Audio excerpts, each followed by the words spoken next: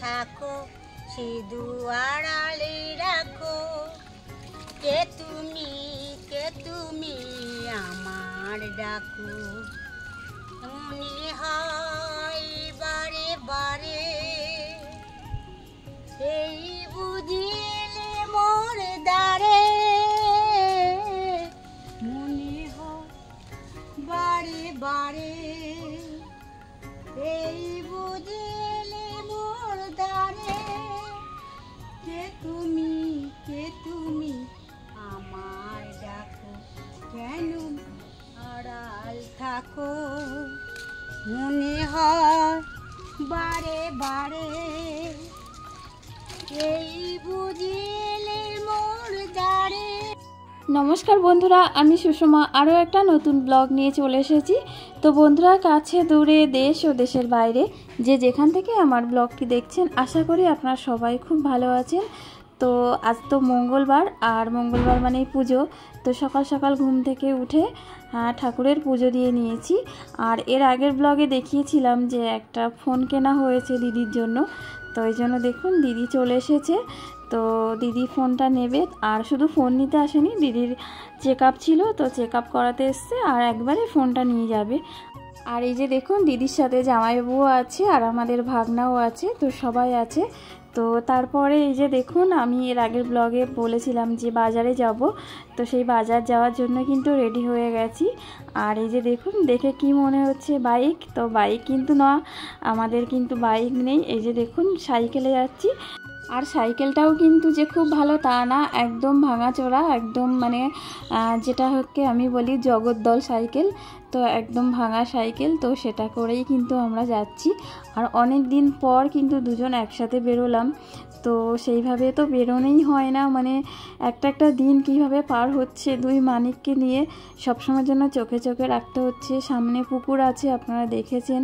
তারপরে যা কিছু হয় সবই তো দুজনের একসাথে, অসুস্থ বলুন, জ্বর বলুন, সর্দি কাশি, সব কিছু যা হয় দুজনের একসাথে। তো সেই জন্য এই যে আগে প্রত্যেক রবিবারে ও আমাকে নিয়ে বেরোতো, তো সেগুলো তো আর হয় না। তো দেখুন মানে কত মাস পরে বেরিয়েছি। তো সেই চৈত্র মাসের লাস্ট দিন বেরিয়েছিলাম দুজন একসাথে, তো ওই কেনাকাটি করতে। আর আজও সেই আবার কিন্তু এলাম। তো আমাদের এই যে গরিবের শপিং, তো সেরকম হাইফাই কোনো শপিং হবে না। আর অ্যাকচুয়ালি শাড়িগুলো আমি শান্তিপুর থেকে আনাবো, তো শান্তিপুর থেকে সব দেখে ভিডিও কলে দেখে অর্ডার করেছি। তো শাড়িগুলো এখনও এসে পৌঁছায়নি। তো শান্তিপুর থেকে কি কি শাড়ি নিয়েছি অবশ্যই আপনাদেরকে দেখাবো। আর এখন যাচ্ছি দুই মানিকের ড্রেস কিনতে, আর দেখি আমাদের জন্য কি কেনা যায়। তো এই যে দেখুন জানকীনাথ বস্ত্রালয় আমাদের ক্যানিং বাজারে, তো ওখানেই আমরা ফার্স্টে যাচ্ছি। আর সব থেকে বড় কথা, দুই মানিকের জামা মিল করানো খুবই সমস্যা।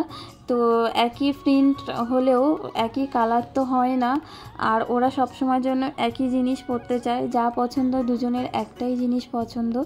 আর এখানে এসেছিলাম আমার বাবার জন্য পাঞ্জাবি নিতে।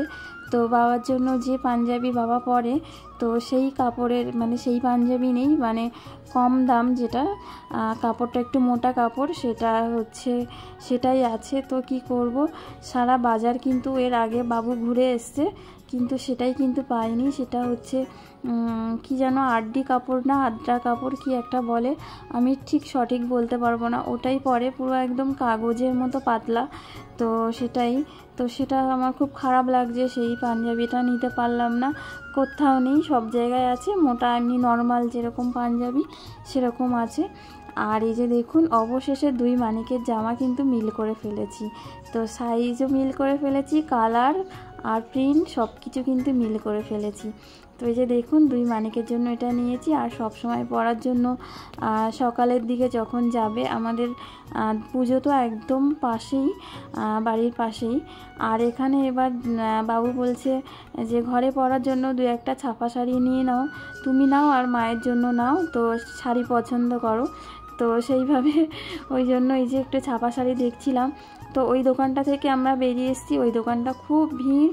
তো পরে আমরা এই দোকানটা এসেছি, এখানটা একটু ফাঁকা ফাঁকা আছে। আর এখানে এসে যে সব কিছু জিনিস দেখছি। তো তারপরে আমাদের মোটামুটি আমাদের সব কিছু নেওয়া হয়ে গেছে। আর দুই মানিককে ঘুম পাড়িয়ে রেখে এসেছিলাম, আর বাবা ঘরে আছে যেহেতু ওই জন্য অনেকটা সুবিধা হয়েছে।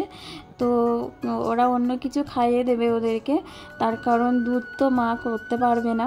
আর এই যে আস্তে আস্তে দেখলাম ভুট্টা, তো ভুট্টা দেখে সঙ্গে সঙ্গে সাইকেল থেকে কিন্তু নেমে পড়েছি, তার কারণ ভুট্টা খেতে কিন্তু আমার খুবই ভালো লাগে সেই জন্য। তো আগে কত দাম কম ছিল, 10 টাকা, 15 টাকা, 20 টাকা, এখন একটা ভুট্টা এখানে 40 টাকা করে নিল। আর এই যে দেখুন আমার দুই মানিক কিন্তু অপেক্ষা করছিল কখন আসবো, সেই অপেক্ষায় দাঁড়িয়েছিল। তো দেখুন হাতে কি একটা বিস্কিট খাচ্ছিল, তো যেই ওদের ক্যাডবেরিটা দিয়েছি বললো এটা আর খাবো না বলে মানে ফেলে দিতে যাচ্ছিলো। আমি বললাম ফেলে দিও না সোনা, রেখে দাও।